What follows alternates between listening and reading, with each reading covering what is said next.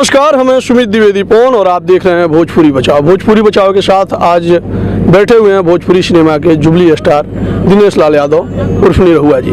सबसे पहले तो भोजपुरी बचाओ में आपका स्वागत है सर, कैसे हैं? बहुत बहुत धन्यवाद, आप सभी को प्रणाम करता हूँ। जैसे कि आज आप गोवर्धन के सेट पे मतलब हैं, हर रोज नया किरदार और इस बार भी मतलब आप एक नए किरदार में हैं। कैसा लग रहा है इस फिल्म को करके? बहुत अच्छा लग रहा है और मुझे ऐसा लग रहा है ये फिल्म शूट करते हुए जी कि अब तक की मेरी जितनी फिल्म बनी है जी उनमें से सबसे उम्दा फिल्म बन रही है। और हमारे दर्शक भी जब देखेंगे तो जिन दर्शकों ने निरहुआ हिंदुस्तानी देखा है, निरहुआ हिंदुस्तानी 2 देखा है, रिक्शा वाला देखा है, उसके बाद राजा बाबू देखा है, जी जी ये सारी फिल्में देख करके उन्होंने बड़ी सराहना की और बहुत इंजॉय किया। जी जी तो मुझे लगता है कि ये फिल्म देखकर वो और भी ज़्यादा खुश हो जाएंगे जी और उनको लगेगा कि भोजपुरी के लिए, भोजपुरी सिनेमा में एक नया अध्याय की शुरुआत जी जी जी। सिल्वर जुबली फिल्में हिट देने के बाद जी ये मतलब अपने आप को अपडेट रख पाना, यूँ कह लीजिए कि सिनेमा पे सिनेमा और हिट पे हिट देते गए, ठीक है। इतना सब कुछ मैनेज कैसे कर पाए? मतलब कि होता है ना कि कभी किसी का स्टारडम डाउन होता है, चढ़ता है, गिरता है, लेकिन आपका चढ़ा तो चढ़े ही रह गया। ये तो दर्शकों का प्यार है और दर्शकों के प्यार के बदौलत ही ऐसा हो सकता है, किसी के भी साथ तभी होता है। और दूसरी बात है कलाकार की ईमानदारी। जी जी अगर कलाकार सिर्फ पैसे के लिए काम नहीं कर रहा है, वो अपने दर्शकों के पसंद नापसंद का भी ख्याल रख रहा है जी जी और वो हमेशा अगर प्राथमिकता इस बात को दे कोई भी कलाकार जी जी कि जब ये फिल्म हमारे दर्शक देखें तो वो कहें कि अरे यार वाह, ये तो पहले वाले से भी अच्छा मजा आ गया, जी जी तो ही फिर ऐसा संभव हो पाता है।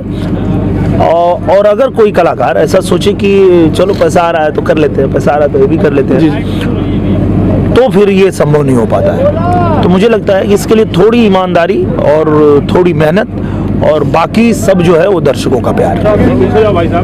जैसे कि भैया आपकी जो पहली फिल्म थी हमके ऐसा वैसा ना समझा, शायद पहली फिल्म थी आपके करियर की। उसके बाद चलत मुसाफिर को मोह लिया रे, और शायद आपकी तीसरी फिल्म थी जो निरहुआ रिक्शा वाला, काफी बड़ा हिट रहा और काफी तीसरी थी हो गई प्यार उड़निया वाली से, हो गई प्यार उड़निया वाली। चौथी फिल्म थी ये निरहुआ रिक्शा वाला।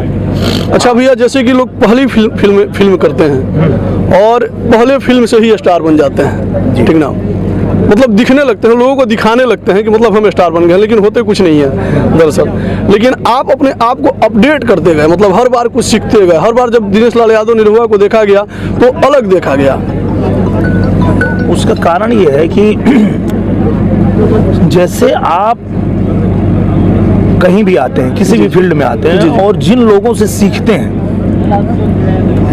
उनका सम्मान अगर आप हमेशा करते हैं जी जी तो आप एकदम सही रहेंगे। और आप अगर जिन लोगों से सीखते हैं फिर उन्हीं को अपना कंपटीटर समझने लगते हैं जी जी तब दिक्कत आ जाती है। तो जैसे अगर आज हम लोग कितनी भी फिल्में कर लिए, 100 से ऊपर फिल्म हो गई जी जी, पर आज भी मेरे लिए अगर मनोज टाइगर आ गए सेट पे या वो कोई काम कर रहे हैं तो मैं उनसे सीखता हूँ, क्योंकि मैं पहली फिल्म में भी सीख रहा था उनसे। जी जी मैं तो ये बोला कि भाई आप एक्टर हैं और मैं तो गायक हूँ, मुझे पहला मौका मिला है तो मुझे आपसे सीखना है। सुशील सिंह जी जो मेरे सिनेमा में थे उनसे भी मुझे सीखना था, उनसे भी मैंने सीखा। जी जी पाखी जी थी, उनसे भी सीखा। तो जो लोग मेरे साथ काम किए, चूंकि वो लोग सीखे हुए थे, वो अभिनय की जानकारी थी उनको, और मैं सिंगर से एक्टर बना था तो मुझे उनसे सीखना था। उस दिन भी सीख रहा था, आज भी सीख रहा हूँ। आज भी अगर प्रकाश जैस जी मेरे सीन में रहते हैं जी तो मैं उनसे पूछता हूँ कि भैया इसको कैसे किया जाए, आप बताइए इसको ताकि ये और अच्छा हो जाए। जी जी। तो ऐसा अगर आप करेंगे या कोई भी कलाकार करेगा तो वो रहेगा, जमीन पे रहेगा, वो आएगा नहीं। पर जो कलाकार 2-4 हिट हो जाने के बाद उसको लगता है कि ये लोग क्या हैं, ये कौन है?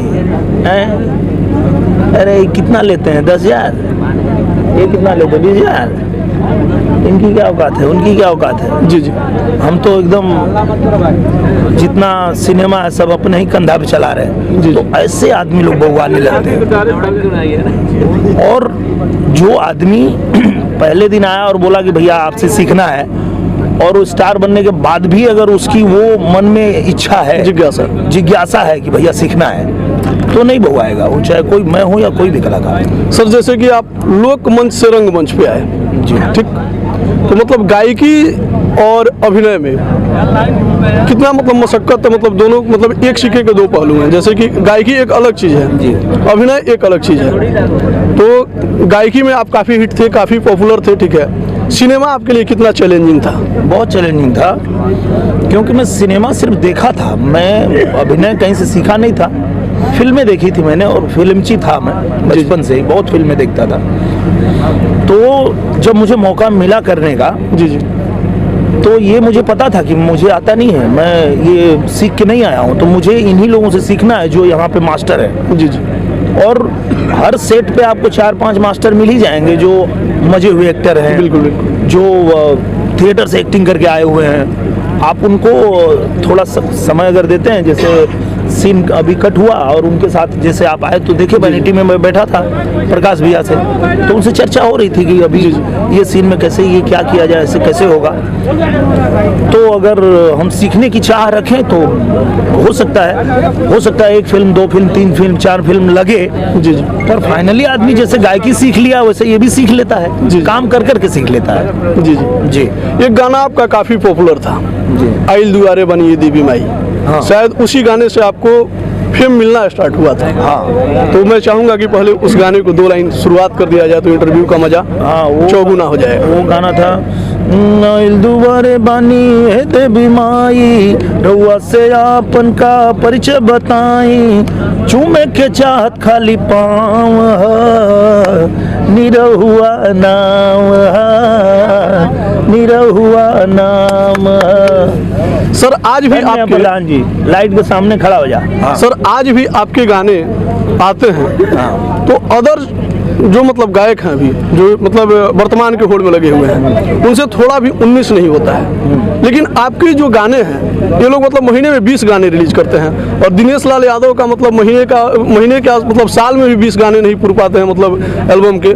क्या मतलब आप गाना नहीं चाहते हैं या फिर अपने आप को मतलब गायकी में कमजोर मानने लगे? नहीं, ऐसी बात नहीं है, वो तो खून में है, उसमें जी कहाँ बदलेगा। वो मेरे पिताजी गायक, मेरे भाई गायक, मेरे बड़े पिताजी गायक, सब गायक, खून में गायकी है, वो बात नहीं है। बात ये है कि मैं गायकी करता था, जी जी, और गायकी के बाद मुझे उससे बड़ी जिम्मेदारी मिल गई। जी जी, मतलब फिल्म ये बहुत बड़ा माध्यम है, बिल्कुल। तो अब वो जगह मैंने फिर दूसरे नंबर पे रखा अपने जीवन में। जी जी, कि ठीक है, कभी कुछ गाने को हुआ तो गा देंगे, जी जी, पर सारा ध्यान मेरा सिनेमा पे है। जी जी, जैसे अगर मैं स्टेज शो करना चाहूँ, जी जी, या मैं एल्बम करना चाहूँ तो रोज करूँ, जी जी, पैसे भी बहुत आएंगे, बिल्कुल। पर वो सिनेमा के प्रति जो एक मेरा पागलपन है वो बचपन से था। जी जी, और जब मुझे उसी में काम करने को मिल गया तो फिर बाकी चीज़ें मेरे लिए सेकेंडरी हो गई। मेरे लिए जो सबसे बड़ी चीज़ है वो फिर सिनेमा है, मैं सिनेमा ही जीता हूँ। अब मैं आ गया सेट पे, अब मैं सीधे डायरेक्टर को बोल देता हूँ कि आपको 20 दिन, 25 दिन, 40 दिन जितना करना है करो, अच्छा सिनेमा बना के दो। तो वो भी कहते हैं कि भैया तो कहीं स्टेज शो करने मत जाइएगा, जी जी, कहीं एल्बम गाने मत जाइए, मैं कहीं नहीं जाऊँगा, अब बढ़िया सिनेमा बनाओ, मैं यही हूँ। जी जी, तो मुझे लगता है कि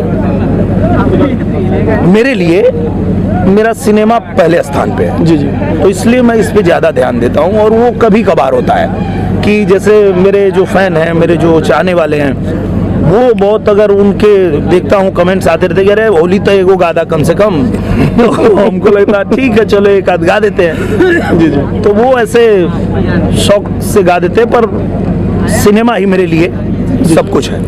सर जहाँ भोजपुरी की बात आ जाती है वहाँ अदर जो मतलब अदर इंडस्ट्री से जो लोग जुड़े हुए हैं, बहुत लोग मतलब इससे मतलब हे दृष्टि से इसको देखते हैं। मतलब यूँ समझ लीजिए कि मतलब समझते हैं कि भोजपुरी में जितने हैं सब अनपढ़ गंवार पड़े हुए हैं। लेकिन हमारे दिनेश लाल यादव जी जो हैं काफ़ी सुलझे हुए व्यक्ति हैं और काफ़ी पढ़े लिखे व्यक्ति हैं। लोगों को मतलब मैं बताना चाहता हूँ अपने भोजपुरी बचाओ चैनल के माध्यम से कि हमारे सर का एजुकेशन कहाँ तक है। मेरा बीकॉम पूरा नहीं हो पाया था, मैं बीकॉम कर रहा था, पर उसी दौरान मेरे पिताजी का डेथ हो गया और फिर पूरा घर का सारा जिम्मेदारी सब आ गया और गायकी कर ही रहा था। और अचानक से गायकी में इतना बिजी हो गया कि मैं 12वीं तो कर लिया था वहीं से, कलकत्ता से। बीकॉम कर रहा था अपने मलिकपुरा कॉलेज यूपी से, जी जी, पर वो बीच में ही छूट गया, मैं पूरा नहीं कर पाया। सर जहाँ तक मैं जानता हूँ कि आप शादीशुदा हैं, हाँ। बट आपके बहुत सारे फैन ये जानते हैं कि दिनेश लाल यादव को मतलब बहुत दिन से देखते हुए आ रहे हैं। हाँ। लेकिन कभी दिनेश लाल यादव का जो फैमिली फोटो है आज तक वायरल नहीं हुआ। ठीक है, कितने लोग इससे भी अनजान है कि दिनेश लाल यादव शादी कब कर रहे हैं, या फिर कभी मतलब अफवाहें फैलती हैं कि पाखी से शादी किए, कभी अमरपाली से शादी किए। इस अफवाहों पे आप क्या कहना चाहेंगे? वो फिल्म में तो 100 शादी हो गई मेरी, जी, जी। 100 से ऊपर हो गई। अभी इसमें भी हुई, जी जी, गोवर्धन में भी हो गई, तो वो तो ठीक है उनके एंजॉय के लिए। हमको भी जब हम भी फिल्म नहीं आए थे सिनेमा में, जी जी, और हम भी सिनेमा देखते थे तो हमको भी लगता था कि अच्छा इसका इससे शादी हो गया, इसका इससे हो गया। पर हम इंडस्ट्री में आने से पहले ही हमारी शादी हो गई थी। जी जी, इंडस्ट्री में आने से पहले ही हमारे 2 बच्चे थे। जी जी, और वो लोग जो है हमारे साथ में रहते हैं, पढ़ते हैं। जी जी। तो शादी तो हो गई है पहले ही। सर फैमिली का मतलब फोटोग्राफ वगैरह या फिर मतलब पार्टी वगैरह में फैमिली कहीं नहीं दिखती है, इसके मतलब उनको नहीं अच्छा लगता है ना। मतलब वो गांव से हैं और जी, गांव जी। में जब शादी हुई तो हम लोग अगर कहते भी हैं कि आज यहाँ पे एक पार्टी है, ये है, वो चलते हैं, तो वो जो है नहीं उनको पसंद है आना। तो हम लोग भी फोर्स नहीं करते कि ठीक है भाई, हर किसी का कंफर्ट जोन होता है। जी जी, अगर किसी को ऐसे पब्लिक में आना नहीं पसंद है, घूंघट में रहना पसंद है, घर में रहना पसंद है, तो ठीक है, उनको दबाव देना ठीक नहीं है। जी जी। जी सर जैसे कि मतलब अब आखिरी सवाल आपसे रहेगी, जैसे कि भोजपुरी इंडस्ट्री से सीधे आप मतलब राजनीति में डेब्यू कर गया, ठीक है, और काफ़ी हद तक मतलब पहली एंट्री में इतनी पॉपुलैरिटी आपको मिली कि नेशनल लेवल की पहचान मतलब राजनीति में भी आप अपनी बना चुके हैं। ठीक है, अब मतलब जैसे कि फिल्म के माध्यम से लोगों का सेवा करते आए हैं, ठीक है, राजनीति के माध्यम से आप अपने आप को राजनीति में कहाँ देखना चाहते हैं? भोजपुरी सिनेमा में तो आपका ओहदा बहुत बड़ा है। वो एक्सीडेंट था, एक्सीडेंटल आया मैं। मेरा कोई कभी नहीं इच्छा थी राजनीति में आने की। मेरा सबसे पहला और आखिरी प्रेम सिनेमा ही है। जी जी, पर वो ऐसी स्थिति बनी थी कि पूरा देश चाह रहा था कि नरेंद्र मोदी जी देश के प्रधानमंत्री बने। जी जी, और ये मैं भी चाह रहा था। जी जी, और जब मैं देखा कि मेरे ही प्रदेश में षड्यंत्र रच रहे हैं लोग, तो मुझे लगा नहीं, मुझे प्रधानमंत्री जी के साथ खड़ा होना चाहिए, उनका साथ देना चाहिए। तो इसलिए मैं आ गया। जी जी, बाकी कोई राजनीति में दिलचस्पी नहीं है मेरी, और मुझे ऐसा कुछ नहीं है कि मैं ये कुछ ये बन जाऊं, वो बन जाऊं। उससे ज़्यादा मुझे जो मज़ा आता है ये जीने में, सिनेमा, जी जी, वो कहीं नहीं आता है। बहुत बहुत धन्यवाद सर कि आपने अपना कीमती समय मतलब आपका शूट जो है अपना शूट रोक के और इतना समय आपने हमको दिया, इसके लिए बहुत बहुत धन्यवाद। Thank you sir.